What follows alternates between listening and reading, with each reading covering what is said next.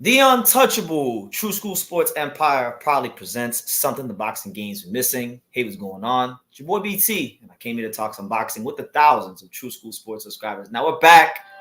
We're back home in South Florida. It's been 32 days too long. Now it's not just Pops by himself or BT by himself. You got Pops and BT together. So Amen. Good to be back. Yep. 90 days of boxing. We're officially at the halfway point. Today is day number 45 in our 90 days of boxing live series. We're going live every day. I told you guys back in I forgot the date now, middle of January. Mm-hmm. Middle of the latter part of January. I said, I'm going live for 90 days. I got to challenge myself. I got to be more professional. I got to really, be better. And so thus far, every day I've been doing that. And I feel like every day I'm getting better. But listen, this is the official Aftermath Live for Otabek Kholmatov versus Raymond Ford. I told you guys yesterday at the airport, wait, just wait a little bit. Wait about a day. Let me get home. Let me get my energy. Let me get settled back in. And so I'm settled back in. And it's gonna be a great live. But before I move along any further, make sure you guys smash that like button, leave your comments down below. And you know who it is. It's Pops, the man that really needs no introduction. He's known all over the world, state to state, country to country. We're here again, so good to be back. But listen, man, I'm still buzzing off the fight. I'm still gassed off of Raymond Ford versus Otabek Kholmatov because it was a fight that I talked up for months. It wasn't like I just got hyped during the fight. I was hyped from back in last year, right? And it was the fight I was most excited about on the schedule. And not only was it an exciting fight, but it was a fight that I think way over delivered as far as excitement, and it's a fight that boxing fans won't soon forget. Ford came back in a major way. There was obviously a lot of talking going on between that, but let's get into it, man. Let's get into the actual the speaking points, right? So Raymond Ford, he stopped Otabek to win the WBA title. It was a classic fight. We'll start with this, Pops, because a lot of people got on my case, and they said, True School, BT, why aren't you talking about the controversial stoppage? So a lot of people were saying that Otabek Kholmatov should have been given an 8 count. Now, they don't really give 8 counts in professional boxing anymore. I know it's not against the rules, but an 8 count in boxing is very, very rare. An 8 count is more so of a amateur boxing thing. Mm-hmm. But Pops, what did you make of the stoppage? Was there any controversy with the stoppage? Do you think Otabek Kholmatov was screwed? I don't think so. I think he fought a great fight all the way to that last round, to the last 10, 15 seconds of the fight. And one of the biggest things that I've seen, and then you told me something different, is that he turned his back. And that's where another opponent's going to go for the kill. And that's what happened with Ford. Ford came in there and said, okay, you turn your back, and I know you're hurt or whatever the case is. I'm going to take you out when I can. And that's what he did. And that's what he did, right? So one of the things that was brought up, right, because if you guys go back and look at the stoppage, Ford threw a right uppercut, and then Otabek Kholmatov landed awkwardly on his right knee, which his knee, I mean, I never brought it up during the fight or with the buildup, but I know from watching Otabek Kholmatov train many times that when he's in the gym, hitting the bag, moving around, he's always got that right knee brace on. I didn't even notice that. He didn't have it on this fight. I actually talked to Otabek Kholmatov at the airport yesterday because we happened to arrive to TSA in the same terminal at the same time. So I wound up being able to talk to him and his team for a little bit. And they informed me that from their side, I don't know what the actual truth is, but from their side, from his team, they told me that the reason he didn't have his knee brace was because I guess Ford's team had stated otherwise. Now, I don't know if that's true. I have to go ask, the fine folks like, Coach Anthony and them. But, either way, look, you find if he was meant to be champion, he would have found a way to hold on for those last 7 seconds. It wasn't meant to be. The right man won, and what a fight! What a fight! And I wasn't voting for Ford, to be honest. So he proved me wrong, and I give him the respect. He went in there and showed himself. Nah, 100%. And as far as the comments, let's get to some of the comments because we got my man supporter of boxing in the building. Good to see you. He says we here. Robert Sanchez says hit that like button, and then Hurricane Hank says I didn't like how Otabek was throwing arm punches. Yeah, man, it was. I'll get to Otabek in a second, but I definitely agree with you. I definitely agree with you on that one. But I have my own views on that, and I'm gonna get to that when we get to the Otabek part of the live. But look, it was really memorable because obviously for those of you who really follow the channel, you guys know that there's been some back and forth with me and Raymond Ford. I was very adamant that Otabek was gonna win, and he was on his way to winning until he didn't, right? Yeah. And that's, it was a great fight. But we had a chance to bury the hatchet right before he went with his family. Right. I actually saw him just before he got to his family because where I was standing, like he came out and I just happened to be right there. Yeah. So I said, hey man, Ray, nice to meet you. I was wrong, man. So I'm gonna give you the chance to tell the people I was wrong on camera. Be a good sport, right? So this was the moment between me and Raymond Ford after the fight. So I'm with Raymond Ford. Raymond Ford, let me have it, man. Man, this is my biggest hitter right here. You're welcome. You're welcome. Nah. It's all good. It's opinion. It's all opinionated. You feel me? All love, man. I ain't got no bad. Show a lot of heart, man. Appreciate that, bro. That's how you win a world title, man. Sure. God bless. So look, man, he handled it very nicely, man. He handled everything with class, and obviously, I'm sure him winning, helped that.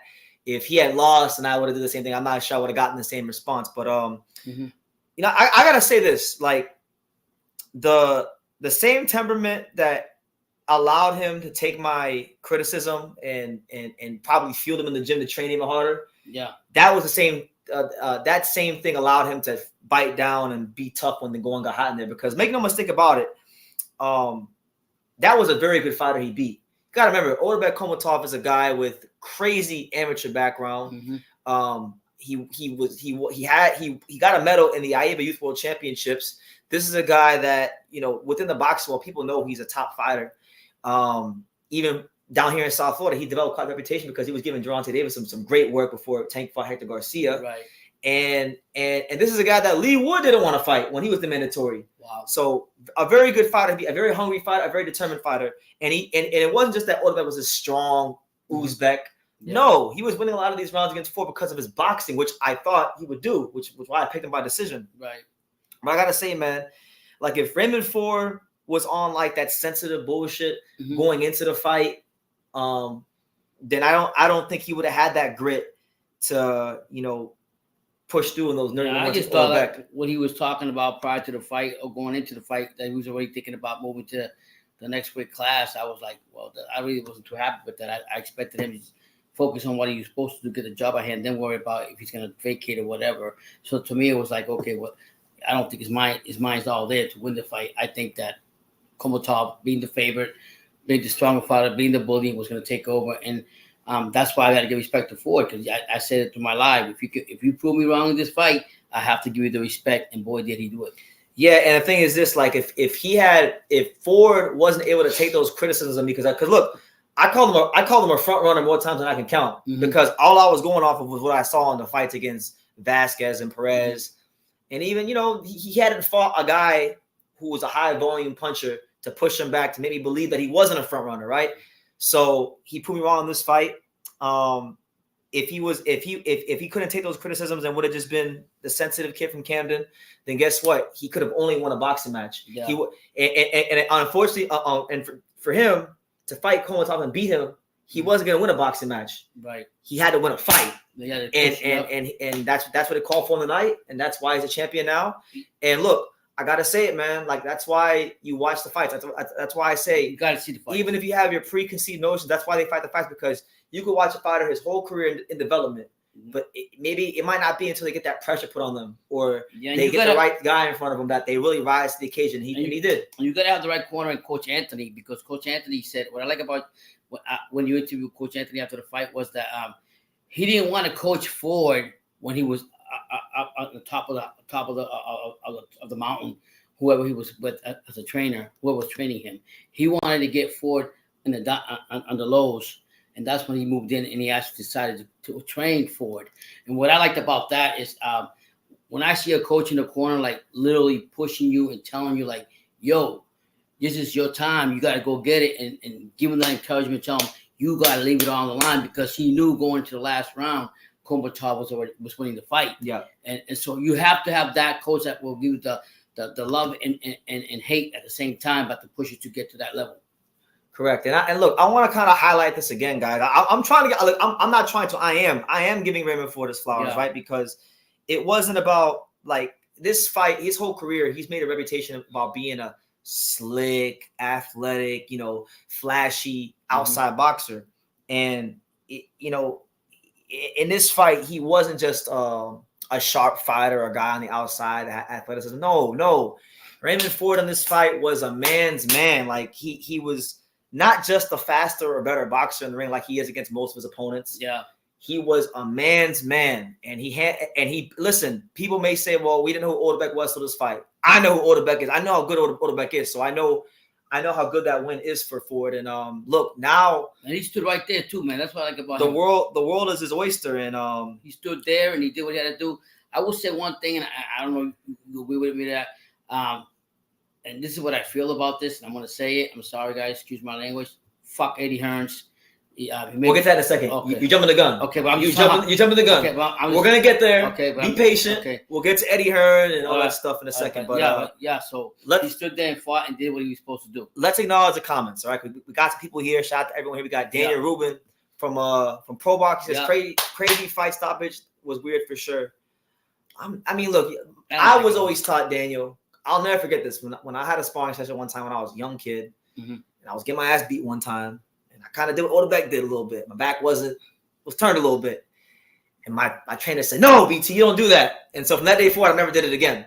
You can't do that because the minute, even if it's like, for whatever the case may be, once your back is turned or sideways or just not, if you're not in the right position as far as looking like you're going to fight, you're putting the referee in a very disadvantageous position where they got to make a tough call. And he made a tough call, and it was against Otabek, and that's how the cookie crumbles, He says, when Ford gets hurt, he bites down and goes into fire. When Otabek gets hurt, he runs onto the ropes and gets pieced up. Ooh, supporter boxer said, yeah, BT, talk about that. Yeah. That's how I went in the fight, man. Yeah, I can't. Sure. I got no rebuttal for that. Yeah. That's how it happened. What a fight. It was good to see you and Ford plus team having a chat after the fight. Yeah, man, I got to give a lot of respect to his team. I was after the fight. I went to the food court. Mind you, the Turning Stone Casino is small. Everything in Syracuse and upstate New York is just small. So there really ain't nowhere to hide or go, right? So I went to the food court to get some burgers. As I'm there, I had already seen Coach Anthony right after the fight. Coach Anthony decided he was going to get food and sit with me. So we talked about boxing for like an hour. Then Coach Reg, the other coach, came and sat down. I talked about for like another hour with them. They're good people, man. And they work hard. And they definitely expressed a lot of gratitude that they got a world champion now. Yeah. And MBZBX says you did call him a front runner, which I thought was a low blow. But it wasn't a low blow because if you went back and you watched the Eddie Vasquez fight, and again to his coach Reg's point, and he made a great point when we were talking, and it's a point that I make myself about other fighters, but maybe I didn't take my own advice, which is you can't always condemn a fighter for a bad performance early in their career. Fighters are entitled to progress and regress, right? So Ford showed in this fight against a much better opponent than anybody he's fought. All respect to Vasquez, all respect to it's my opinion. I think Otabek is better than everyone Ford has fought thus far in his career. And he matured. He was a mature fighter in this fight. I think so. He became a man in the fight. But if I was going based off everything he ever showed me in his career, from Perez to Vasquez to Sicario Lucas to Magdaleno, I wasn't wrong to call him a front runner. But he showed that when the going gets tough, he's not a front runner. So I would respectfully give him his just due. Give him the respect. That's why you guys made up, and then that's why he gave you the respect too. He said, "You BBT, he respect your game. He respects your journalism." He said, sometimes we're wrong, but you know what? It's all about boxing. You're talking about it. So hey, Matt says another 7 seconds, and it's a different result and a story. But as you said, that's how you win a world title. All good stories need a bit of the drama margins in sport. Yeah, exactly. And that I've said this many times over the years, and I'll say it again. When you fight at the world-class championship level, the margins of victory are like this. Slim anything. They're slim anything. So I really do think that down the stretch in the fight, Otabek's lack of experience may have caught up to him. And it is what it is. It's just how the sport goes. The Octa wants to know, did I bet on Otabek Kholmatov? No, I probably bet on boxing maybe twice in my entire life, and I did not bet on the fight. I really believe in Otabek. It's gonna win. The funny thing is, even in a loss, right? It's funny how even in a loss, everyone's now kind of now Raymond Ford seems to sound like me. They damn Otabek. Yeah. Not just Raymond Ford, but boxing fans, that a lot of people are saying positive things about Otabek, like he's still become champion. Yeah. And these kind of things. So yeah. Yeah, so sometimes, like Brandon says, sometimes even when boxers lose, it's actually a win-win. It's actually a win-win. And in fights like this, I know Otabek, I'll tell you right now, we'll get to Otabek in a second, but I know Otabek is still dejected after the loss. Of course. Because, 7 seconds, he's a world champion. But Supporter Boxing says Otabek versus Angelo Lee will make it happen. Oh my God. Listen, there is no fight in the featherweight division I want to see more than that fight. I'll be honest with you. But you think I'm a lot more confident after seeing the Raymond Ford fight. I'm a lot more confident in Angelo winning that fight. But to be fair, him having that whoever fights Otabek down the road and now he'll be like handicapped because of that knee shit, right? So any fighter, no, we can't do that. I'm not saying he wore that knee brace all the time in training. Right. That's not a new issue. Okay. That was always there. Okay. So I'm not gonna do that. Right. You know? He says, "Hi BT, following from Malaysia. Shout out to Malaysia. Bless you. I gotta go to Malaysia. Is Malaysia nice? Oh, I don't know. I might need to go to Malaysia one day. But don't worry. I enjoy watching all your video content at Otabek Ford event. Love it when you interact with the Ford team and Otabek at the airport. Yeah, man, it was. You know what the crazy thing about it, guys? I didn't even apply for a press pass for this fight because I didn't even know if I was gonna go. So it was such. The thing I'm learning is that when you go to these like smaller cards and smaller venues, you don't need a press pass. You know, you can just walk around and you'll get what you need. But yeah, I had a great time, man, and I wanted to kind of like highlight some of the things that were said on social media, not just from Raymond Ford, but from boxing fans as well. So I'm gonna go to screen share real quickly. You guys definitely leave your comments down below, and I'll get to them in a timely manner. But this guy right here on Twitter, right, he said Ray Ford versus Otabek fight last night has got to be in the lead candidate for fight of the year right now. I watched it live last night, and it felt that way. And I gotta say this, man. I've been to a lot of fights in my lifetime. I mean, I've been to a lot of fights all over the country, you know, all over the world, really. That fight was special. Like I can't really describe it, but like when both men are walking out to the ring, you could just kind of feel something in the air. And you know, I would say around like round 5 and 6, when I saw Raymond Ford's sharpness begin to pick up, and I came to the realization that hey, Raymond Ford's not going anywhere, and Otabek's probably not going to be able to win by knockout. He's probably going to have to outbox him. When I was watching the fight and that came to me, I could literally feel the drama building, and it was just one of the most special fights I've ever seen in my life. So my thing is this: Raymond Ford said it on Twitter himself. He said, "What did he say?" He said right here. Raymond Ford said, "Where is it?" He said right here, "There ain't gonna be too many more fights like that one. I did what I had to do to win on that night under the circumstances, and due to Otabek's difficulty, I'll be better next time out and back to dominating. Give Otabek to these other fighters, and I bet they won't even fight him." Right? So there you go. Now I'm gonna say it like this: if Raymond Ford has 10 underwhelming performances in a row, he's entitled to that. Because when you win a world title and you put on a fight that damn exciting against that level of competition, then I can't. I'm good. I can't fault any performances after that. Like Raymond Ford's entitled to box from the outside as much as he wants. That fight was worth like 10 fights. Yeah, honestly. But Pop, I want your thoughts on this. Yeah. This guy right here says that he believes that so far through 3 months, Ford versus Kholmatov is the fight of the year. What do you think for 2024 thus far? Is Ford and Kholmatov the fight of the year for you? It could be in the running for what? The only I'm not gonna say. Did you watch Adrian Curiel versus Nochinga, the rematch? The African when he No, you showed me the highlights of the fight. That's the only fight. I'll say he's in the running. I'm not gonna say you got that. Maloney versus Saul Sanchez, maybe. Maybe we'll laugh at that one. Yeah, I like this. I think this. What I like about this one was, for me, Ray Ford. I mean, they're going back and forth, but Ray Ford showed me a lot more heart than the bully that we thought that Otabek was. Mm-hmm. And that was a point, right? That was a point that Coach Anthony made to me when I was when we sat down and talked some boxing over some burgers. Mm-hmm. He made the point to me that, you know, Otabek, from watching him on film, from what he had seen, he felt that Otabek was a bully because he said he saw some chinks in the armor when Otabek had fought Andres Gregorian, and Gregorian took Otabek the distance. And he said that he noticed that in his fights, one reason they felt they had an advantage is because, you know, I'm going off what I see based on the tape in the fights. Right. But they see Raymond Ford in the gym. And Coach Anthony disclosed to me that pretty much Raymond Ford in the gym, they had to tell him to calm down, that he likes to sit in the pocket and rumble. He don't like to, like what we see in the fights, he's not like that in the gym. He's different in the gym. Yeah. But I wouldn't know that because I didn't see him in the gym, right? So he called down. So he figured that because Otabek, even though he's a very good boxer and everything, his punches are a little wide. So he felt that because Raymond Ford threw straighter, sharper punches, they were going to have a distinct advantage on the inside. And guess what? Good coaching on his part. He did his homework. Yeah. He knew the whole picture. Mhm. I knew half the picture because I never seen Raymond Ford in the gym. And they had a great game plan. So great fight all around. For me, it's my fight of the year. And Ford said this, Pops. Yeah, go ahead. What he said. He said that there's not going to be too many more fights in this career like that one. He said he did what he had to do on the night under the circumstances and due to Otabek's difficulty as a boxer. He'll be better next time out and back to dominating. And he said, give Otabek to these other fighters, though. I bet they won't even fight him. Wow, yeah. What you think? Yeah, because he's still big and bully. If he didn't turn like he actually was winning the fight. Raymond, Ford. What did you have the fight going into the 12th round? Like, if you had Otabek up, how many rounds was it? I had him up like maybe by 2 rounds, if that. Okay, I had Otabek up by 1 round. Yeah, if that, by 2.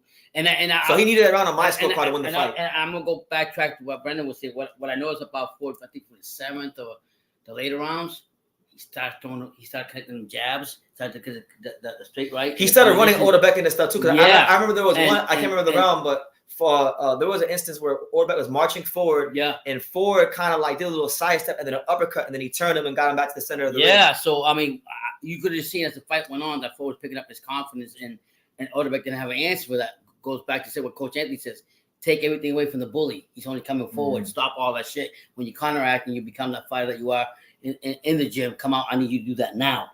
And he did it. And he did. So now the world is his oyster. And then Raymond Ford also gives Otabek his respect. He says, Otabek Kholmatov is the best fighter I've faced thus far. He will become a world champion. Now, it's interesting, right? Because just look at it. Everyone's giving Otabek Kholmatov all this praise, and they should. He's a great fighter. And maybe I'll get to that in a second. Yeah. Let me stay on Raymond Ford. I'm gonna get to Kholmatov. We'll get to Kholmatov in a second. I want to talk about Ford. Because when I get to Kholmatov, I'm gonna have a lot to say. Yeah. Oh, I know you are. Yeah. But Ford said every time I fight a power puncher, I stop them. I keep telling y'all, power does not win fights all the time, and I got a chin. And he's not wrong. Now, in my defense, I didn't pick Otabek because of his power. Right. Most people picked Otabek because of his power. I picked Otabek because I thought he actually could outbox him. And guess what? He was actually doing that. Yeah, I thought he was bigger and stronger, to be honest. Then Ford. When we get to Otabek, I'm gonna have so much to say about that. So I'm gonna say it like this, but that's where you, like I said, you gotta see the fights, and then you shut up people. You shut me up. That's for sure. So there you go. Let me see what else we got.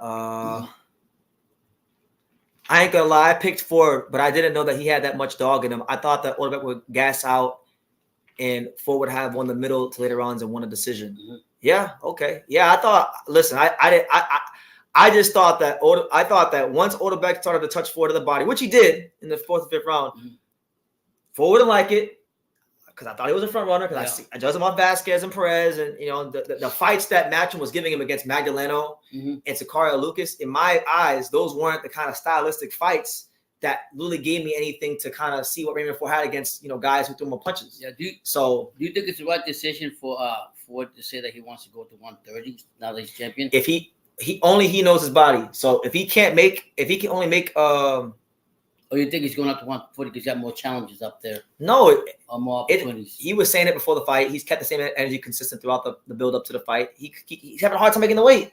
I know what his walk around weight is. What is it? His walk around weight's around 155. So what? He walks around 155, in the 150s. So it's about a 30-pound weight cut. Oh, so because Raymond Ford's not tall, but he's wide. Okay, he's wide. So that weight is like he's kind of built like a little bit like our boy Eric. Right. Not quite as big as Eric Landes Jr., but like the way his weight's distributed in his body, it's kind of like that. What would you want Raymond Ford to do at 130? Who would you want him to fight? Now that he's crowned the champion at 126, and he's got that motivation. You segueing us into our next point. So you mentioned Raymond Ford moving to 130 because Ford said that he wants to move to 130. That he's and by the way, I've talked to his team. It sounds like to me, unless Eddie Hearn come correct with the right bag and the right offer, they're dropping that belt. So let's take the time to unpack that, right? Because even Ford himself, hold on, we'll back the screen share. By the way, guys, shout out to everybody here. Make sure you smash that like button, subscribe, super chat, all that good stuff. Now, Ford, he was asked this a couple days before the fight. Someone asked him, when you move up, you finna move up after you win this strap, huh?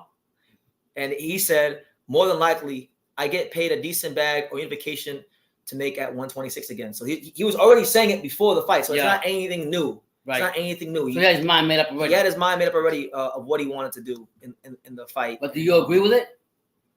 I would like to see him fight somebody at 26 and maybe try to unify.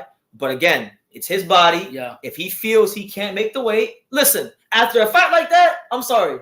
But I sit here and like think about all the fights that have happened in the last year or so that were big fights that were trash, like Canelo versus Charlo. When you want to fight like that, I don't want to hear it. I don't want to hear it. It was a great fight for boxing. Realistically, if he vacates, do what you want, and he goes up to 130, you make more money. You make more money with the belt, right? Look. You make more money with the belt. If he goes to 130, right? If he goes to 130, he's got these fights. He's got Joe Cordina. He called out Joe Cordina, right? That was the guy he called out. Yeah. So personally, look, I'm gonna say this. I think that's a very winnable fight for Ray. Mm-hmm. I think Cordina is a fighter that likes to operate at mid-range. I don't think Joe Cordina is the caliber of outside boxer that Otabek is. He's an Eddie Hearn fighter? He's an Eddie Hearn fighter. Oh, okay. Joe Cordina has been kind of, on some, for lack of a better term, I don't want to. I'll say that's some bullshit. Yes. And Joe Cordina didn't want to fight. He said there wasn't enough money to fight with Shockey Foster. So maybe after a fight like that, there'll be enough money to fight Raymond Ford, right? That'd be a good fight. I think I don't think Ford would sit in the pocket with Cordina as much. I think you would actually see more of Raymond Ford's boxing skills in that type of a fight. So basically, you're saying that if Ford goes up to 130, that's probably the fight they're gonna go do. Is him and Cordina, right? If Ford goes to 130, being that he's still with the same promoter, the promoter's gonna pay him more just because he won a belt on the lower weight. But we don't know what Eddie Hearn's gonna do with him. Okay, we don't know what because when I was speaking to Raymond Ford's people, God bless them, Reg, and Coach Anthony, great people. They had informed me. Now I may have heard it wrong. They either said that they've got one more fight left with Matchroom, or that was the last fight with Matchroom. So I know either way, his contract with Matchroom's either up or it's going to be up really soon. Yeah. So Eddie Hearn, look, Eddie Hearn's going to have to really and truthfully give Raymond Ford money, like good money, because you didn't win the purse bid. You let the kid out to dry. He was already, listen, the way I see it is, because Tyron won the purse bid, he was the B-side fighter. He was already down 2-3 rounds before the fight even started. But so he had to go do that. So Eddie Hearn's gonna have to pay that man. But that being said, Eddie Hearn's always say, "I'm the one to give you the opportunity to be where you're at right now because you didn't even have a chance in professional boxing." That's true. But you know what? When push came to shove in the biggest fight of his career, you couldn't even win a little $300,000 purse bid. So I don't want to hear that.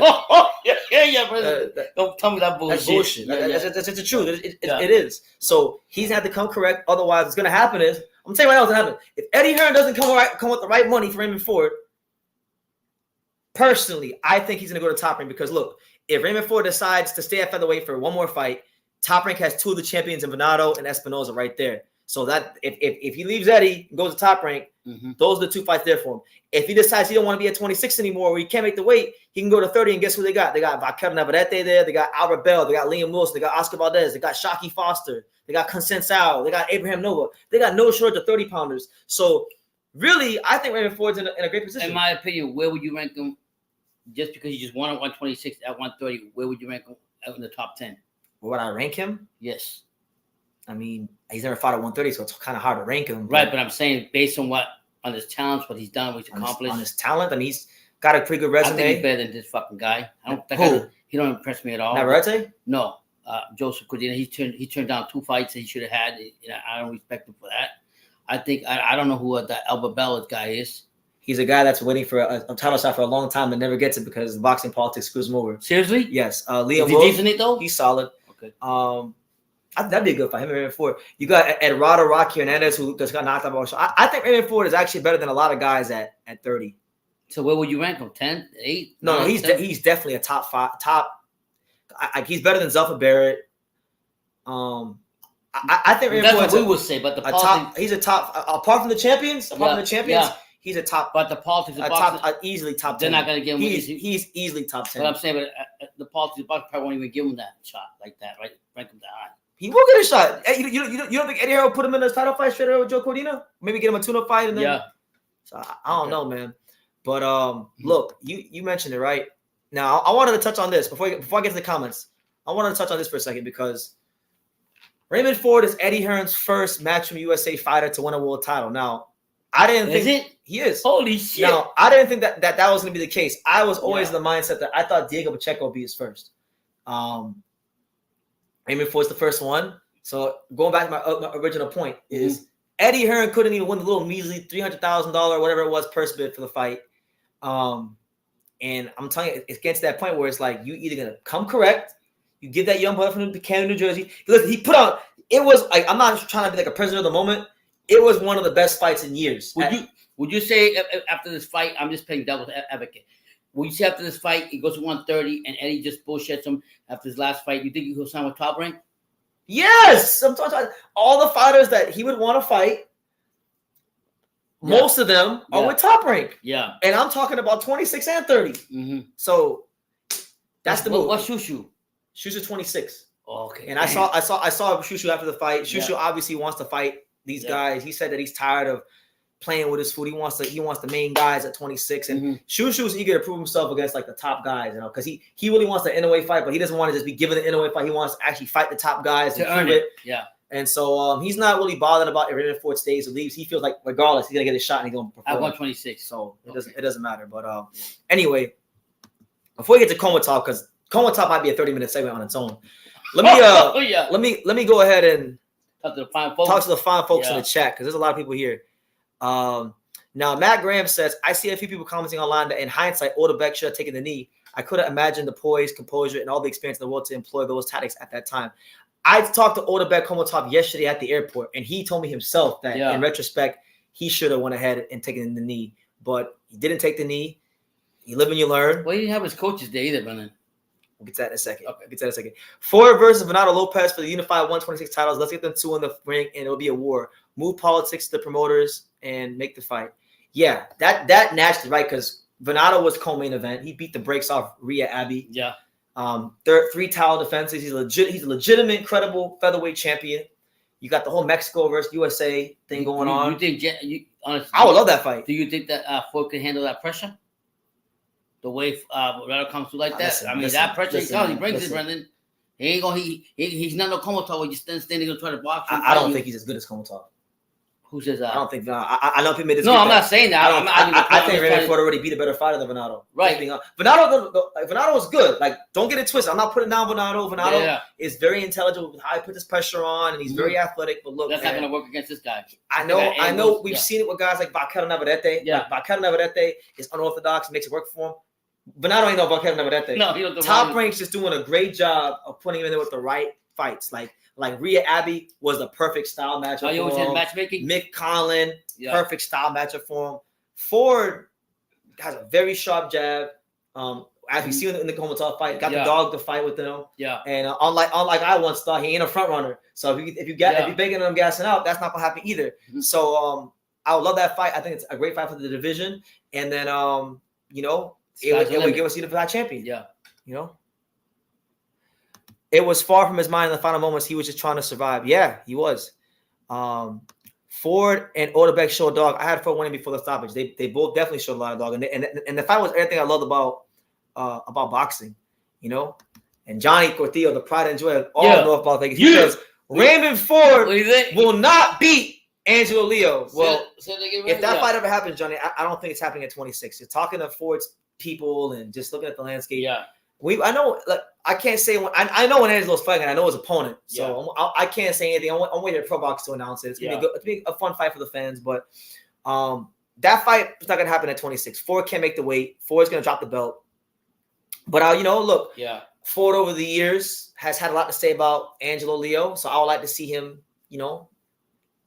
fight him. That'd be a good fight. That'd be a real good fight, Oshaki Foster versus Raymond Ford. No, what about that fight, Pops? What's your take on Foster versus Ford? Jesus. I like Ford, but you know who I'm right with? You picking against Ford again? Yeah.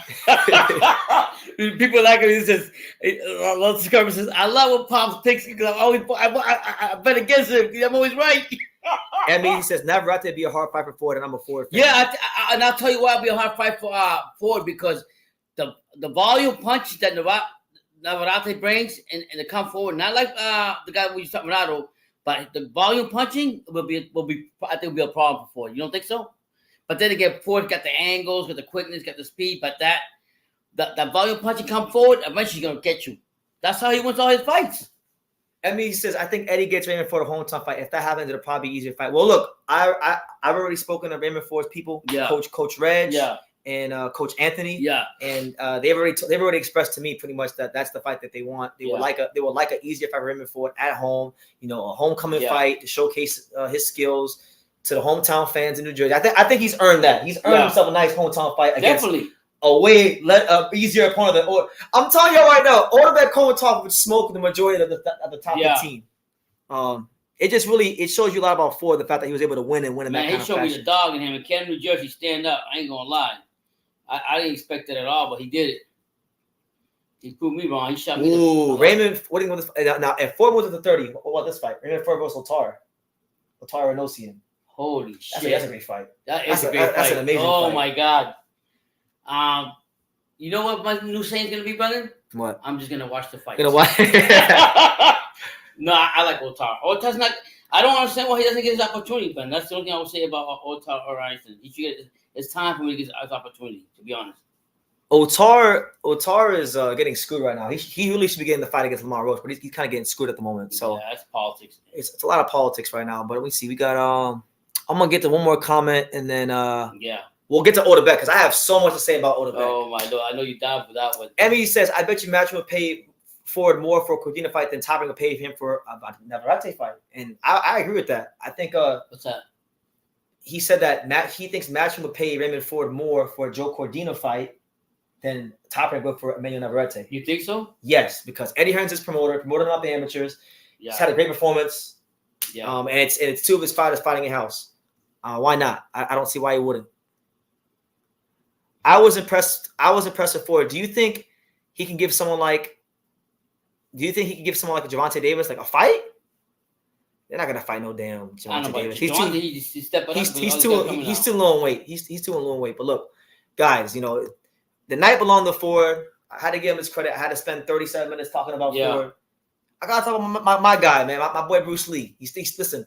No. I'll make it very clear. I'm gonna tell you guys, just so you guys, just so you know the pecking order, right? About my favorite featherweights. Yeah. You probably don't even know this. This is the pecking order of my favorite featherweights in boxing. All right. My favorite featherweight in the division is Angelo Leo. Yeah. That's my favorite featherweight in the world. Yeah. My second favorite is Otabek Kholmatov. You know what third favorite is? Who? You probably don't know who this is. Sean Brewer. You know who Sean Brewer is? Yeah, you interviewed him. I like Sean Brewer. I think Sean Brewer is gonna make some noise at featherweight in the future. Yeah. I like Sean Brewer. And then fourth, I'd probably say like Bruce Carrington or something like that. Yeah. You know? So, you know, just so we got that established. Yeah. I like Kholmatov. I've been covering him since before he turned pro in 2021. I thought then he'll be a world champion. I still think he'll be a world champion. But, you know, it was interesting, right? Because you think he's going to go back? I wish he goes back. Get that in a second. Okay. When I went to the airport yesterday, I was going through TSA. And as I go through TSA, I see him. There he was, Otabek, all tall and lanky, and got the shiner on his eye, and this is the moment that me hit Otabek had yesterday at the airport. All right, guys. So I'm with my guy Otabek Kholmatov from Uzbekistan. This guy is a great fighter and a true warrior of the sport, and you're gonna be champion one day. Keep soon champion, me undisputed champion. Yeah, soon. Keep working hard. Yeah. All right. There you go. English ain't as bad. You know, there's a big language barrier between me and Otabek, but he knew how to say soon I'll be champion, right? So there's so much I can say about Otabek, and I'm gonna say a lot about Otabek. Personally, this is just me, and I'm only speaking from the Otabek side of things. He was good in the fight.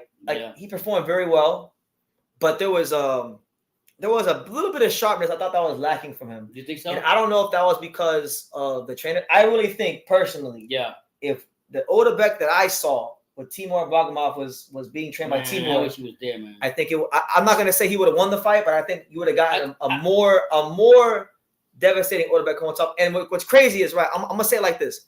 What's crazy about how everything played out in this fight is he left Timur Bagumov. For those of you who don't know, Otabek Kholmatov was trained for his first, you know, all the fights except this one. His whole career, he was trained by the former 1996 Uzbek Olympian and former heavyweight Timur Bagumov, right? And that's how I got to know Otabek, because he trained in South Florida at Warriors Gym. He decided, and there's so many different sides to the story. I've gotten every side of the story. I still don't know what the hell the truth is. I'll tell you like this. He decided going into this fight, he wanted to go train with Joel Diaz. And Joel Diaz and his brother, Antonio, they're known for training a lot of Uzbek fighters. They train Majimov. They train Merjan Akhmadaliev. They train a lot. Ubekte Melekuziev, right?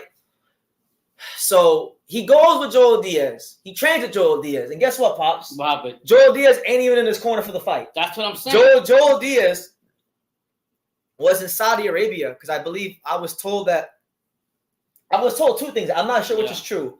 I was told two things. I was told once that he missed his flight for the fight. And then I also was told that he's in Saudi Arabia training Israel Madrimov for his upcoming world title fight with, I think, Magomed Kurbanov, right? So either way, he cut up slice and dice it. The guy that he left Timur Bagimov for was not in his corner the night of the fight.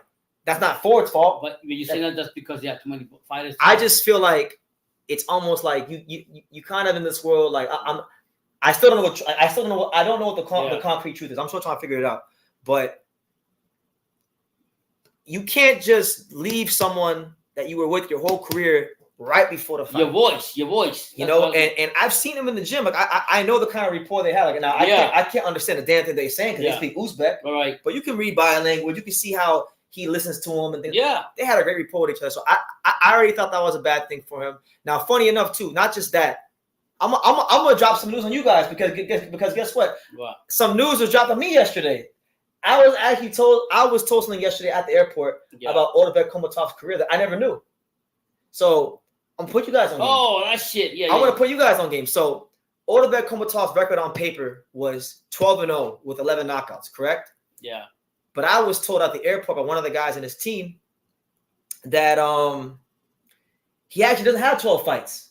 That four of those fights were actually bought. His old promoter, a guy named Slava, bought 4 of those fights. Yeah. So Otabek was not 12-0 going into this fight. Yeah.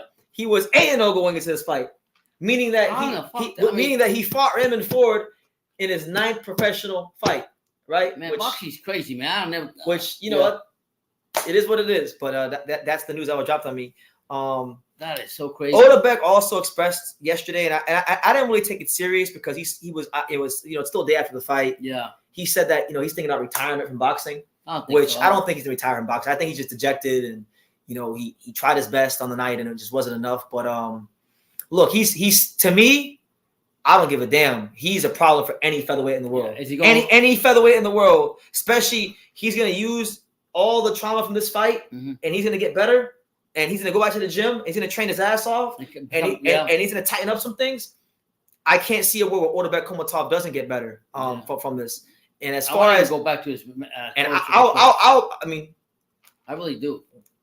I think all of us in South Florida would, but let's look at the picture, Pops, because if Raymond Ford does vacate that belt, by the way, shout out to everybody here. If Raymond Ford does vacate that belt, it's very likely that Otabek Kholmatov maybe could fight Stephen Fulton. They're ranked right near each other. Oh my God, that'd be a good fight. So what do you think about Kholmatov versus Stephen Fulton? I mean, Fulton can move, can hit, can box, can do everything. That'd be a tough fight for me to pick. I'm just gonna watch the fight. I'm gonna sound like that guy, Marshawn Lynch. I'm just here so I don't get fined. Yeah. So no, that'd be a good fight. But in that fight, honestly, I'm riding with Ford. I mean, I'm riding with Fulton. Fulton over Kholmatov. Okay. Only because of his movement, quickness. I think he's more. He's not afraid to go in the pocket and fight. Go in there. I think he will be. Maybe I'm dumb and I just don't learn my lesson. No, you know. If they were to fight and maybe I'm dumb and maybe I just want my lesson, I'm gonna go Kholmatov. Yeah. I don't think. You think he'll piece up Fulton? I think he could outbox him. Let me ask you a question. This now. I think he could outbox him. Now I'm gonna ask you $1 million question. If Kholmatov could piece up Fulton, right? Okay. Can Angelio piece up Kholmatov? That's hypothetical. That's hypothetical. You know what? I think Angelio versus Kholmatov is the fight I always wanted to see in the big class the most. Now, if you guys go back and you will go on my archive, I made a video back in I think it was January. It was 8 featherweight fights I want to see in 2024. The number one fight on that list was Angelio versus Kholmatov. Seriously? Yes. Holy shit. Okay. And I think now with Kholmatov, even the loss of stock is higher. That fight make a lot more sense. One thing about it is Kholmatov's a southpaw, right? So when you're a southpaw fighter, your liver is more exposed, right? And one thing about Angelo, he loves liver shots. And I'm gonna tell you guys, I'm not gonna get into detail. I'm not gonna tell you guys off what I think. Yeah. I'm gonna tell you off what I know. You guys have only seen maybe 60% of Angelo Leo's skill set. There's some things in the ring he hasn't even really showed the world because there hasn't been. I know you can say Fulton, but Angelo was younger in that part of his career. He's developed since then. Right. Since that fight, he hasn't really fought an opponent that can make him bring out the skills he's developed over the last couple of years. So if you were to fight a Kholmatov or like, you know, one of the top guys, then you would see what I'm talking about. I think right now, Angelo, I think as much dog as Raymond Ford showed him, I think Angelo's a little more physically strong than Raymond Ford. And I think that's a fight where I think Angelo could stop Kholmatov earlier, honestly. Yeah. But it's a great fight. I wouldn't rule out Kholmatov in that fight either. You know? We have to see it to find out. We got to find out. We got to find out. So you're gonna take Fulton over? So I'll take Kholmatov, not by stoppage, by decision over Fulton. Seriously? Yes, by decision. And I'll take Angelo over Kholmatov. I'll take Angelo over Kholmatov by stoppage. There's no fighters that Fulton has fought that's compared to Kholmatov? As far as style, not power, not style. No. Because Otabek has a real specific style. It's that Uzbek regimented style that they balance, you know. Yeah. So he hasn't fought nobody like that, but that'd be a great fight. As far as Otabek though, you know, he's someone that I think he just got to clean up his defense wise. Got to clean up defensively.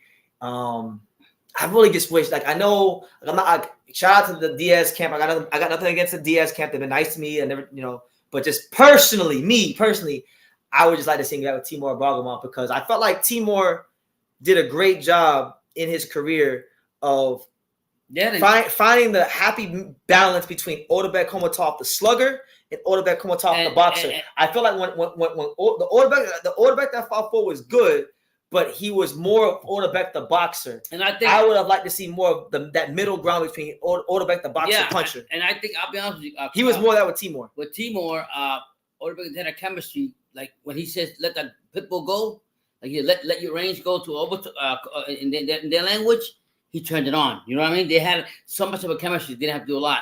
I felt that part of you losing a fight, in my opinion, if you got a good voice behind you that's always been there, and you leave that voice that you used to have, and you have chemistry with that person. I mean, look what happened here with the Diaz brothers. You know what I'm saying? Look what happened here with him. All this happened because he didn't have his voice behind him. And I'm not taking nothing from the Diaz brothers, but Timur was one that really, in my opinion, that made this guy. Facts. And you know, we got to switch chat from Pops. Y'all follow his example. He says, keep grinding. Ford and BT, 2 champions. Yes, sir. Shout out to Raymond Ford. Shout out to Pop. Shout out to the featherweight division, man. They want to know now. People want to know the question: why changing the trainers? Now, I've heard so many different variations of the story. And I don't know facts. So you don't really know. I don't really know. Like I know both sides of the story, but I really don't know what the truth is. Okay. Now, I don't want to be putting out the business like that. I've already made a video about it, but basically, just Otabek felt like he was being done wrong by the people that used to run his career. So then he went to Joel Diaz because his friend Merjan Akhmadaliev trains with them, and they got a lot of Uzbeks. Yeah. So that's the short of it, and I want to keep it at that. Yeah, we don't want. If I sit here and I give you the whole story, man.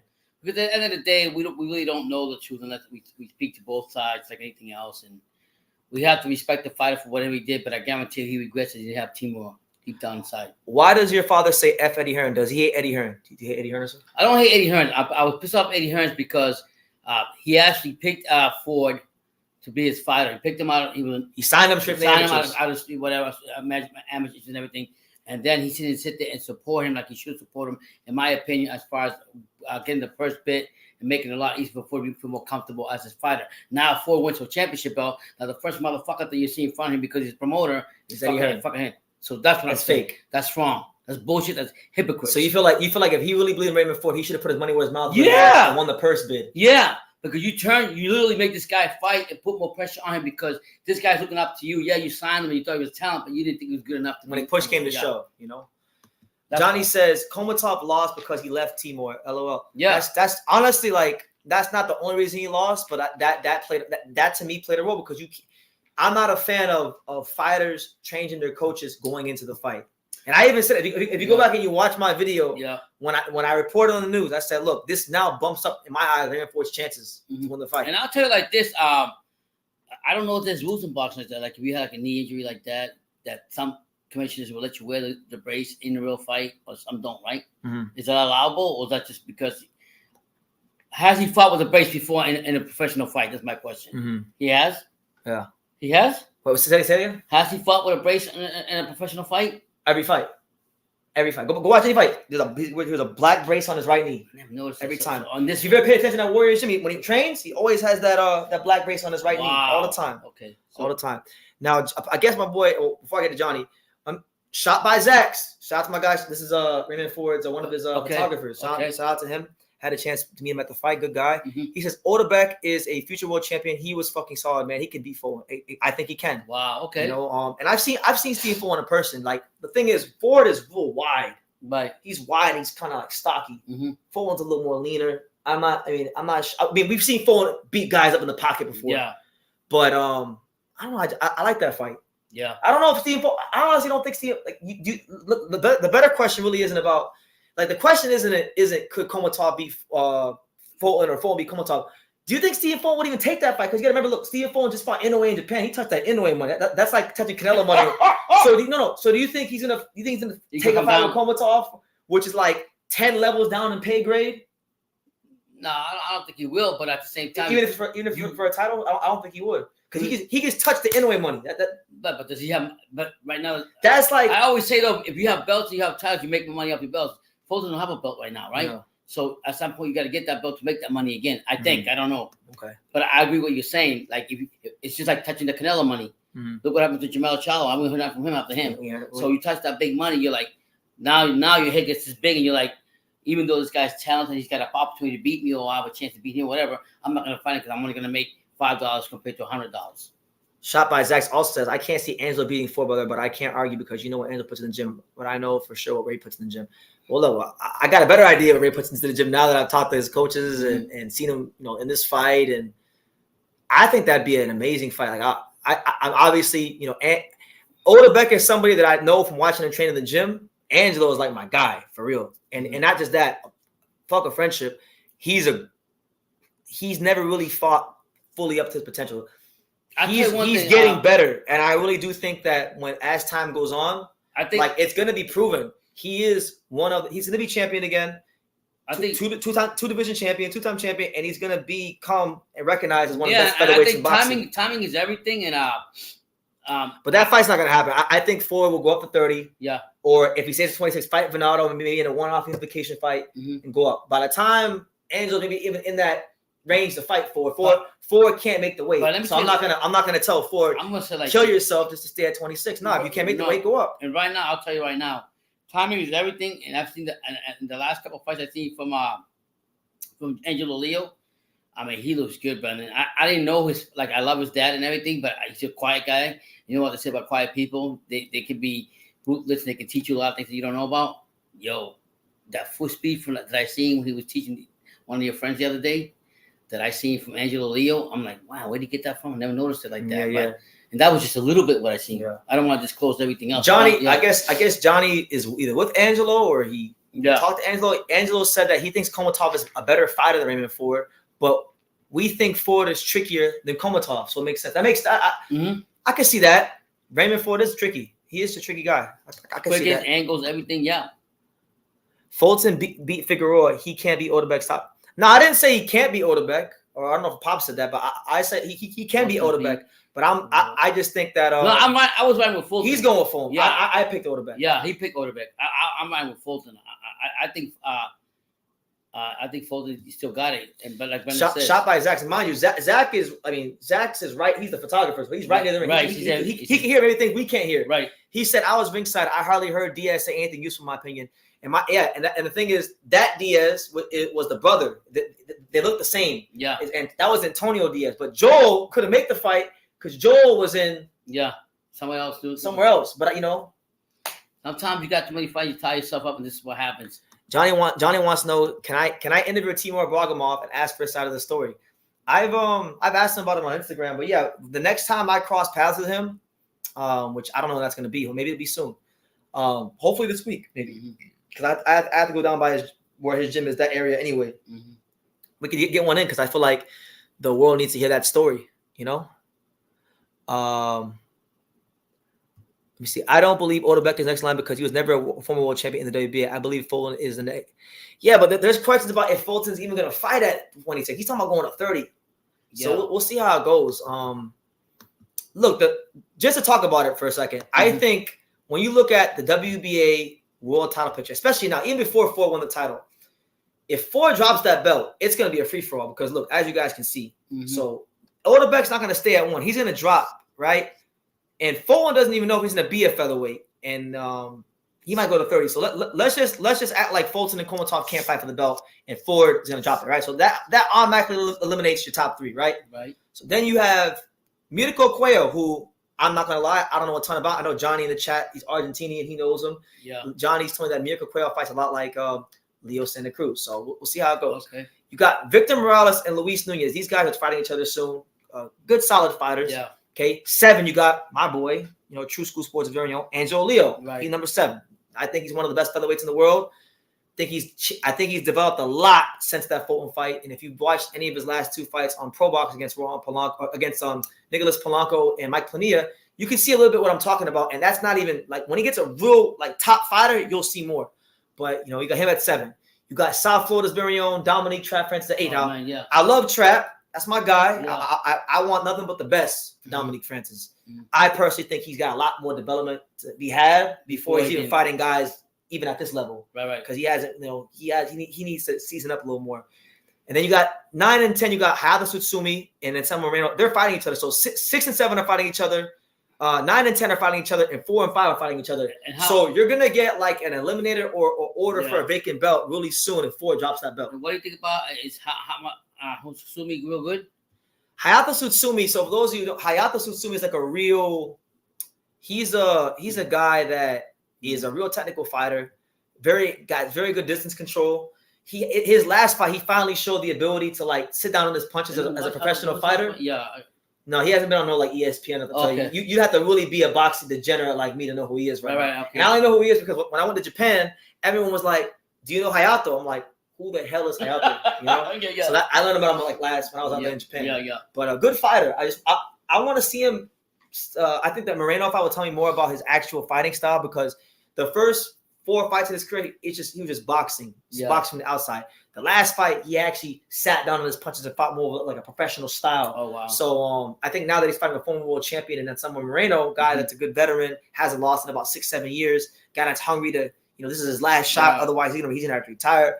That will tell me more about what his real style is around the board. Right. We'll see. Shop Isaac says Ford is going to go up and beat the shit out of Oshaki Foster. Ooh. I like that fight. Yeah. It's a good fight. Otabek's knee was sprained, and it was an early stoppage. It was sprained, but look, man, I tell everyone, you can't turn your back. You can't. You as the fighter cannot put the referee. Let me just tell you like in that situation. I'll put it like this: if you're in a street fight, right, and you fighting a motherfucker, and you turn your back, and what's gonna happen? He gonna beat the fuck out of you, right? Regardless, because you fell over and you did whatever you had to do, right? That's exactly what happened to fucking this guy right here. He had an injury in his knee. He turned his back and Ford lit it up and said, "I'm going to go for the kill." And that's what happened. He says, "What about Rhea A versus Kholmatov? Otabek will beat him, but I don't see. I want to see that. He needs. I don't know. No disrespect to the Japanese fighter, but honestly, but no. Rhea A can't punch his way out. I don't even know. He made that mandatory. Yeah, he couldn't. He had no power. He beat Kiko Martinez. He did. Yeah, he did. He actually. It was actually a good performance. He's a good fighter. No, Rhea Abbey is a good fighter. What happened? He's just not Venado. Like Venado. Yeah, Venado was that pressure. Yeah, that power. Yeah. But I think Kholmatov will beat Abe pretty soundly. Yeah, that power. It's a southpaw matchup. Yeah. There's not going to be that feel out process. No, that power from Kholmatov is something. I'm telling you. I didn't see nothing from Ray.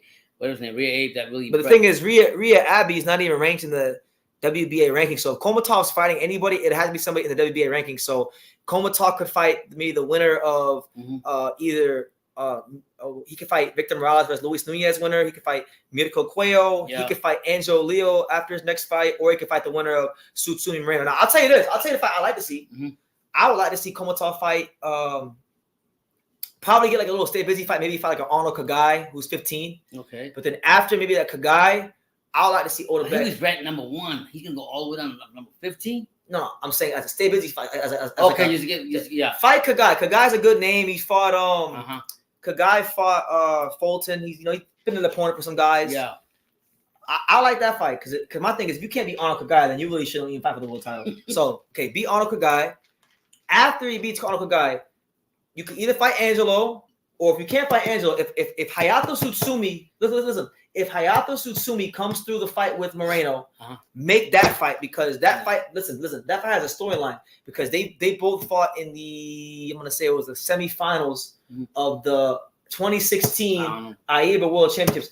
Otabek lost to Tsutsumi. He got outboxed by him. So that worked. They got business. They got history. Okay. So I want to see that fight in the pros because obviously when pros and amateurs is different. But you get more time. It's not more... for nothing, but I see a different Leo now. I see not just because I've seen him fight here at Pro Box a couple of times and that.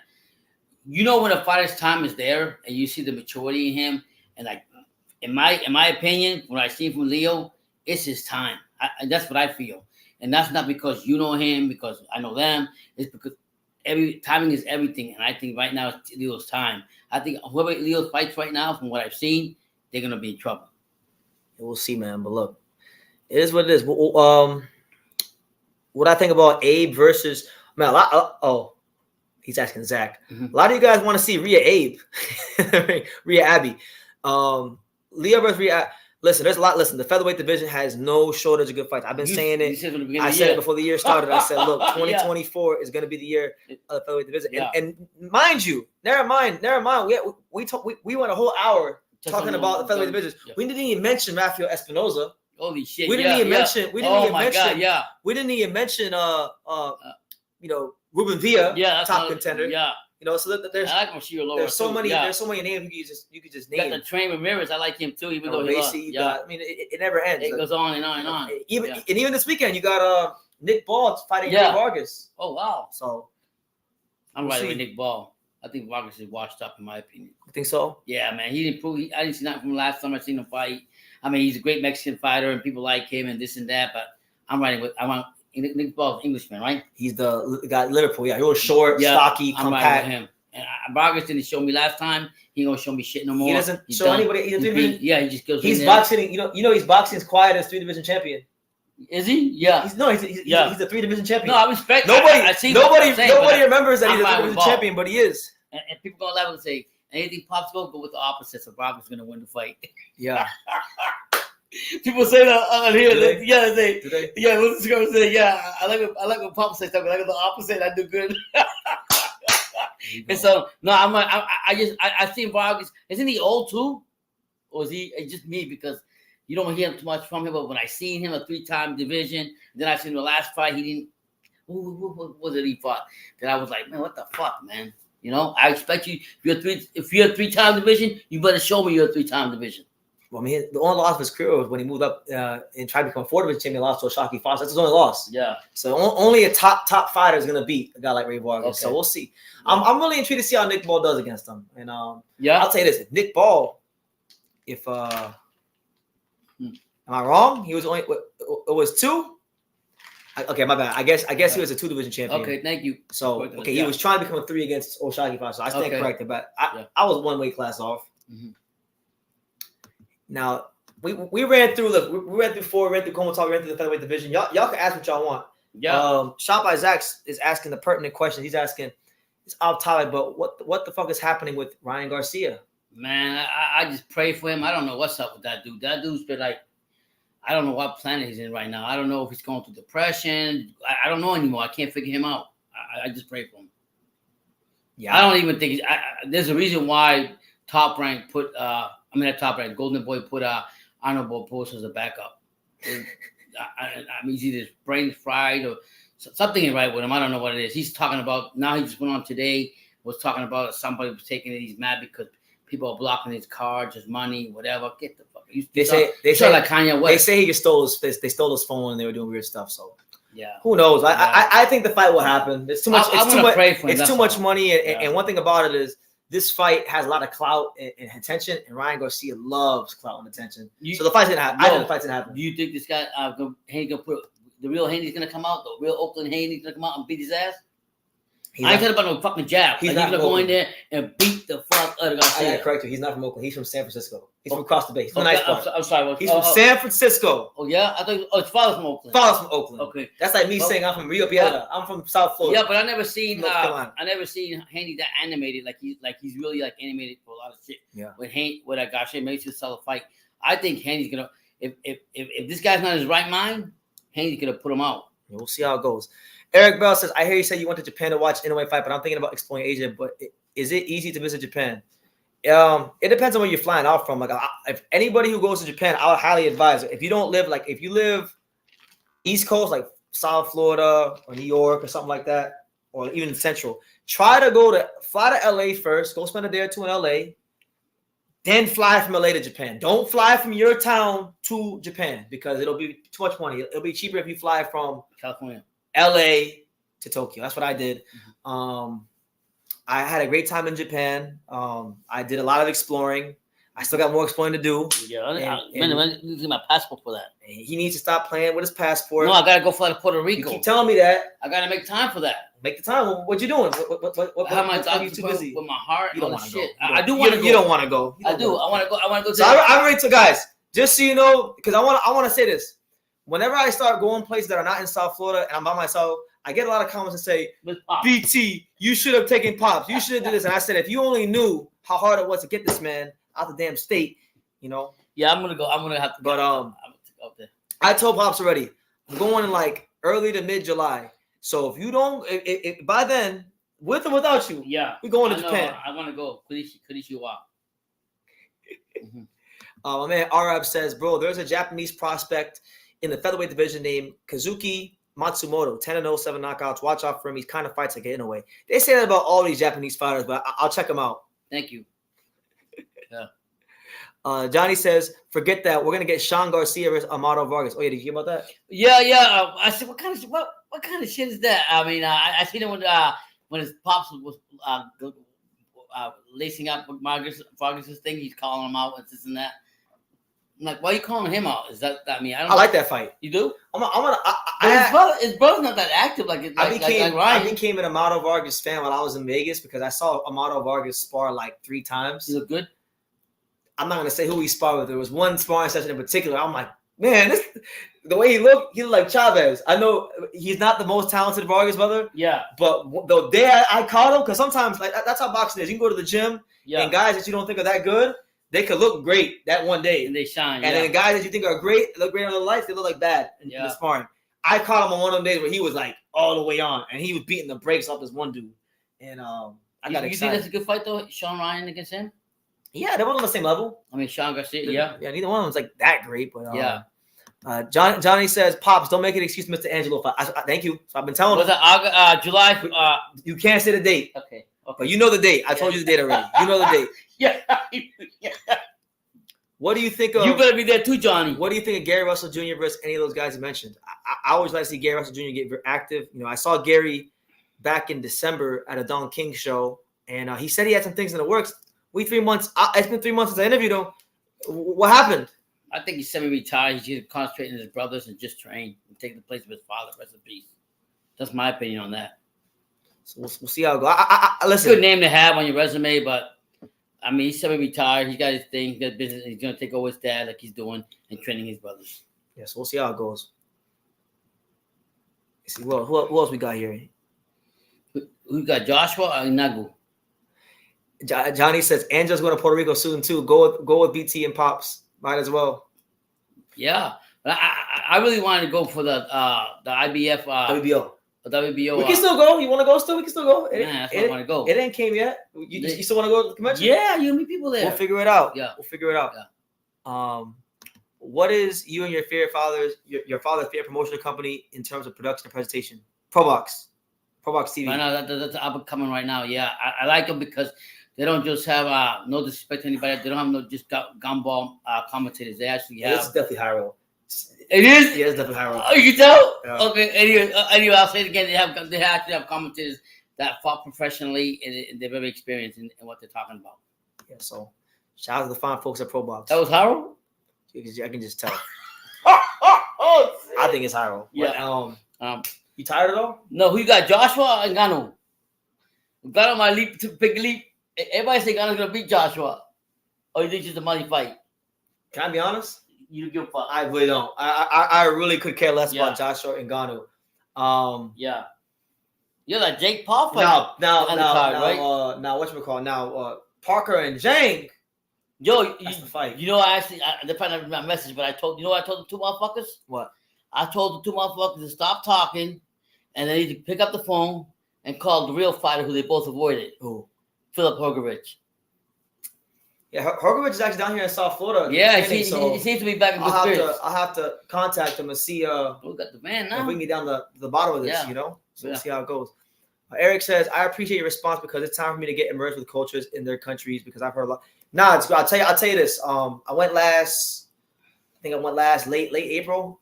And so I'm definitely a better person now going to Japan than before I left. I feel like my mind is a lot more expansive, and it'll definitely be good for you if you go out there. Yeah, go to YouTube and like I'm trying to learn right now a lot of Japanese. Go to YouTube and learn the familiar phrases so you at least can communicate with them and stuff. They'll give you that respect and everything.